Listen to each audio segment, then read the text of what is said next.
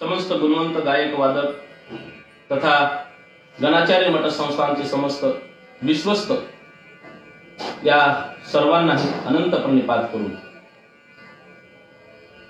या Facebook page live पेजच्या माध्यमातून तथा यूट्यूब लाईव्ह पेजच्या माध्यमातून असंख्य श्रोते या प्रवचन सेवेचा श्रवणाचा लाभ घेणाऱ्या समस्त लहान थोर स्त्री पुरुष आबालवृद्ध श्रोते मायबापांच्या दिव्यचरणी अनंत प्रणिपात करून आज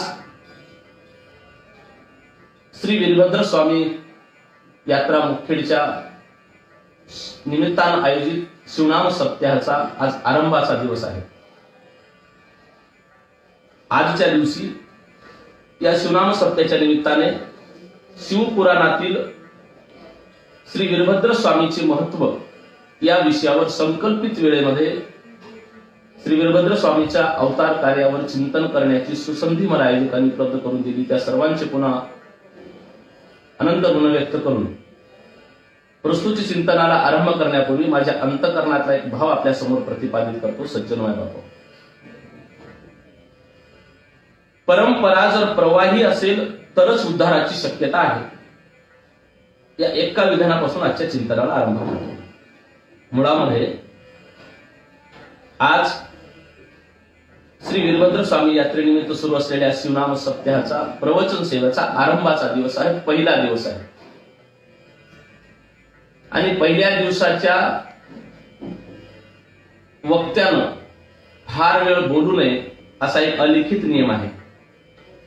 पहिल्या दिवसाच्या वक्त्यानेच नव्हे, आरंभीची मग ती कोणतीही गोष्ट असो, पहिल्या दिवशी एखादा शेतकरी जेव्हा मृगाचा पाऊस पडून पेरणीला सुरुवात करतो, पहिल्या दिवशी ती संबंध शेती पेरून मोकळा होत नाही। पहिल्या दिवशी फक्त तो 4 तासी हाकतो आणि सोडून देतो। आज मला 4च तासी हाकायचे आहे। एखादी महिला ज्यावेळेस भाकरी करायला बसते, ज्यावेळेस ती पहिली भाकर करते, ती कधीच पहिली भाकर पूर्ण तवाभर टाकत नाही, तर ती पहिली भाकर अगदी छोटी भाकर करते। ग्रामीण भागात त्याला चिट्ट असं म्हणतात। मला या चिट्टच टाकायचं आहे। याचं कारण सांगतोय, आरंभीच्या दिवसाचा कीर्तनकार म्हणजे आरंभीच्या दिवसाचा प्रवचनकार म्हणजे आद्य प्रवचनकार हा आरंभ आहे। आजपासनं अनंतकोटी ब्रह्मांड नायक भगवान शिवशंकराच्या अनंत लीलांचा या 5 दिवसामध्ये त्या संबंधानं चिंतन होणार आहे। भगवान श्री वीरभद्र स्वामी महाराजांच्याही चरित्राचं, त्यांच्या लीलांचं या ठिकाणी अनेक वक्त्यांच्या माध्यमातून या ठिकाणी चिंतन होणार आहे। म्हणजे आजपासून तुम्हाला नामरूपी चिंतनाचा, नामरूपी पंगतीचा महालाभ सुरू होतोय। आणि ही जी नामरूपी पंगत आजपासून सुरू होते मुखेड मोहनावती नगरीमध्ये, त्याचा पहिला वाढप्या म्हणून माझ्याकडे जबाबदारी आली। मी आज पहिल्या वाढप्याच्या भूमिकेमध्ये आहे आणि पहिल्या वाढप्यानं फक्त पात्र टाकायचे असतात। मी फक्त आज तुम्हाला पहिला प्रवचनकार, या नामयज्ञातला आरंभीचा प्रवचनकार म्हणून फक्त पात्र टाकण्याचं काम करणार आहे। उद्यापासून तुम्हाला पंचपक्वानाचा स्वाद मिळणार, यात काहीच वाद नाही।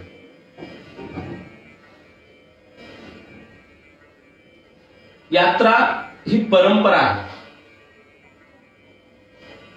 मागच्या अनेक वर्षांपासून, अनेक दशकांपासून मोहनावती मुखेड येथे कुलदैवत श्री वीरभद्र स्वामी यात्रेचा हा उत्सव होतो।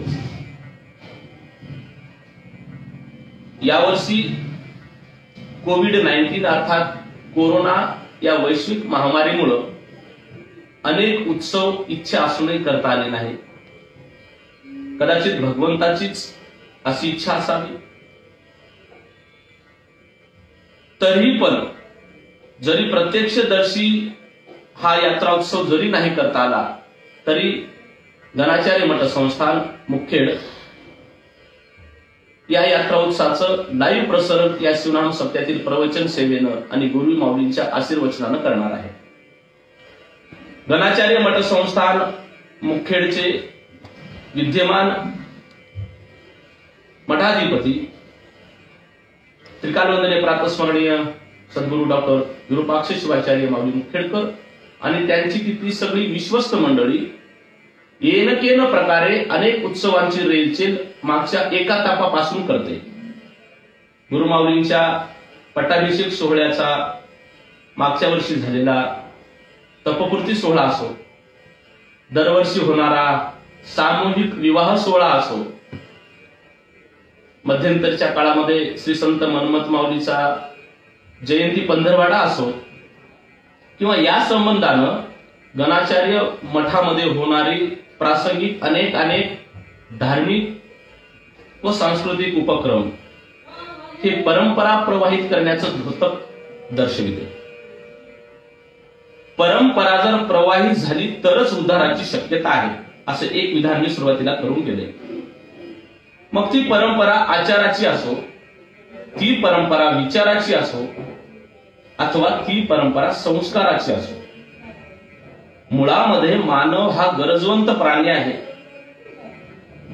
मानवाच्या मूलतः 3 गरजा शास्त्र सांगते: रोटी, कपडा और निवारा, किंवा अन्न, वस्त्र आणि निवारा. अन्न ही मानवी जीवनाची मूलभूत गरज आहे, वस्त्र ही मानवी जीवनाची मूलभूत गरज आहे, निवारा ही मानवी जीवनाची मूलभूत गरज आहे.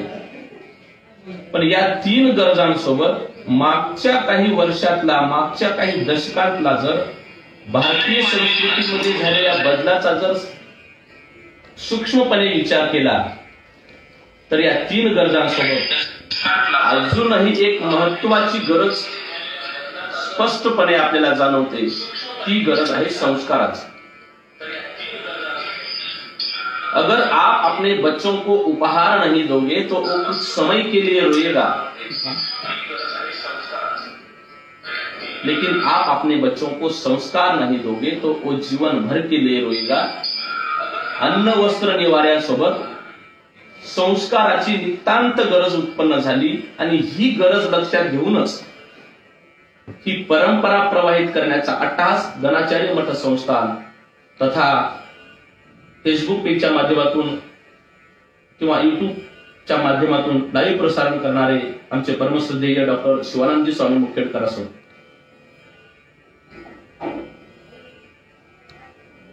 कुलदैवताचं पूजन, कुलदैवताचं स्मरण ही परंपरा अनंत काळापासून आहे.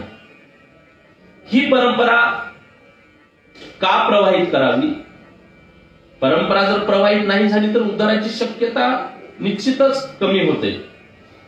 कारण पाण्यानंच कपडे धुता येतात, बर्फानं नाही. बर्फ जरी पाण्याचंच मूळ रूप असलं तरी बर्फ घट्ट झालेला असते, चिकटलेलं असते, स्थिर झालेलं असते.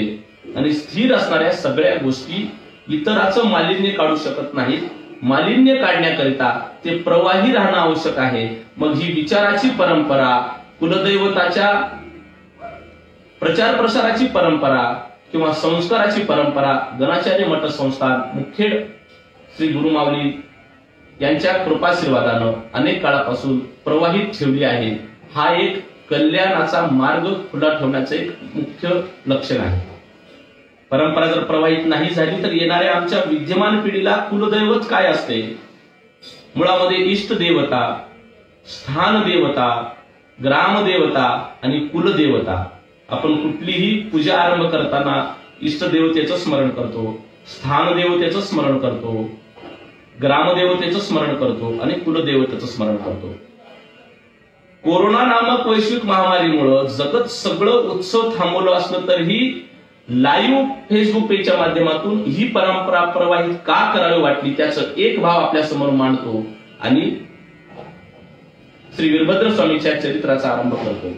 सज्जन मायबाप, हल्लीच्या काळामध्ये फक्त हे दैवत आमचं कुलदैवत आहे एवढंच तरुण पिढीला माहित आहे. अपवादात्मक जी अभ्यास करणारी तरुण मंडळी आहे ते निश्चितच कुलदैवत काय, कुलदेवता काय, आपल्या कुलाचं दैवत कोणतं आहे, ते कुठं आहे, कुलदैवत आहे का, कुलदेवता आहे कुलदेवी आहे का कुलदेव आहे ह्या संबंधाने अभ्यास करणारी फार मोजकी मंडळी दुर्दैवानं सध्या पाहायला मिळतात. कुलदैवत हे प्रत्येक कुळाचं मूळ दैवत असते. आम्ही फक्त सध्या लग्न समारंभ झालं, वास्तू झाली, मुंज झाली या मोजक्या समारंभाला कुलदैवतेकडे जातो. पण कुलदैवत म्हणजे काय हे तरुण पिढीला कळण्याकरिता हा सगळा अभ्यास आहे. कुलदैवत म्हणजे नेमकं काय? प्रत्येक कुळाची एक देवता असते. आमचं कुलदैवत श्री वीरभद्र स्वामी आणि प्रत्येक ज्या ज्या कुळामध्ये जो समारंभ आहे त्या समारंभाला कुलदैवतेचं स्मरण करणं, पूजन करणं ही आमची परंपरा आहे. का करावं कुलदेवतेचं स्मरण, का करावं कुलदेवतेचं पूजन? त्याचं शास्त्र असं आहे, कुलदेवतेचं स्मरण किंवा पूजन केल्यानंतरच मानवी जीवनातील मूलाधार चक्रातील कुंडलिनी ही सक्रिय होते आणि अध्यात्माच्या उन्नतीला आरंभ होतो.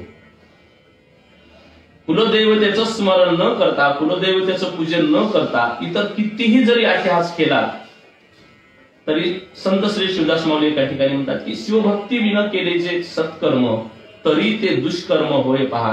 कुलदैवते विना जर तुम्ही बाकी सगळा अट्टहास करत असाल तर तो व्यर्थ सांगितलाय. कुलदेवतेच्या स्मरणापासून, कुलदेवतेच्या पूजनापासूनच आपल्या आध्यात्मिक उन्नतीला आरंभ होतोय असं म्हटलं तरी वावग ठरू नये. मुळामध्ये विश्वामध्ये 3 प्रकारची वर्ग आहेत ज्याचं चिंतन अध्यात्मशास्त्र करते. भगवंत, संत आणि तुम्ही आम्ही नरदेह प्राप्त झालेले भाग्यवंत. भगवंत या विश्वामध्ये निवासी म्हणून आहेत, संत सहवासी आहेत आणि तुम्ही आम्ही मानवी देह प्रवासी आहोत. प्रत्येकाची काही वैशिष्ट्ये आहेत, प्रत्येकाची काही कार्य आहेत, प्रत्येकाची काही पद्धती आहेत. भगवंत निवासी आहेत, संत सहवासी आहेत आणि तुम्ही आम्ही प्रवासी आहोत. प्रत्येकाचं कार्य वेगळं आहे. तुम्ही आम्ही सुद्धा या पृथ्वी तलावर येतो कशाकरिता? केले कर्म झाले त्याची भोग आले. केलेल्या कर्माचे भोग भोगण्याकरिता आम्ही येतो. मागचं राहिलेलं कर्म शिल्लक ते कर्म त्याचे भोग भोगण्याकरिता आम्हाला यावंच लागतंय. इच्छा नसली तरी अनिच्छा प्रारब्धानं आम्हाला या पृथ्वी तलावर यावं लागतंय. मानव केलेल्या कर्माचे भोगावे ते फळ, केलेल्या कर्माचे फळ भोगण्याकरिता मानव येतो. एक दुसरा वर्ग आहे साधू संतांचा, संत महंताचा. संतही पृथ्वी तलावर येतात. कशाकरिता येतात? सज्जनते आले मार्ग दावावया. संत श्रेष्ठ लक्ष्मण माऊली आपल्या अभंगामध्ये सांगतात की संतांचं येणं, सज्जनाचं येणं हे बुडतसे जर देखवे ना डोळा, किंवा जगाच्या कल्याणात संतांच्या विभूती. जगताच्या कल्याणाकरिता संत इथे येतात. संतांचा अवतार हा स्वइच्छा प्रारब्धाना असतो. त्यांना जेव्हा वाटलं तेव्हा ते येतात, त्यांना जेव्हा वाटलं तेव्हा ते अवतार कार्य संपतात. ही अवतार कार्य संपवण्याची फार समृद्ध परंपरा संप्रदायामध्ये आहे. क्रांतीसूर्य जगज्योती महात्मा बसवेश्वर महाराज असो, संत शिरोमणी मनमथ माऊली असो, किंवा नुकताच ज्यांनी अवतार कार्य संपवलं त्रिकालवंदने प्रातः स्मरणीय राष्ट्रसंत सद्गुरू शिवलिंग शिवाचार्य माऊली अहमदपूरकर महाराज असो, यांचा स्वइच्छा प्रारब्ध आहे. स्वतःच्या इच्छेने येतात, स्वतःच्या इच्छेनं अवतार कार्य संपवतात. आणि महत्वाचा वर्ग आहे भगवंताचा. भगवंतही या पृथ्वी तलावर या विश्वामध्ये निवासी असले तरी विशेष रूपाने इथे येतात. कशाकरिता येतात? त्यांच्या येण्याचं प्रयोजन आहे परित्राणाय साधूनाम विनाशाय च दुष्कृताम धर्म संस्थापनार्थाय संभवामी युगे युगे. भगवंतही विशेष रूपाने इथे येतात. कशाकरिता? तर साधूचं रक्षण करण्याकरिता,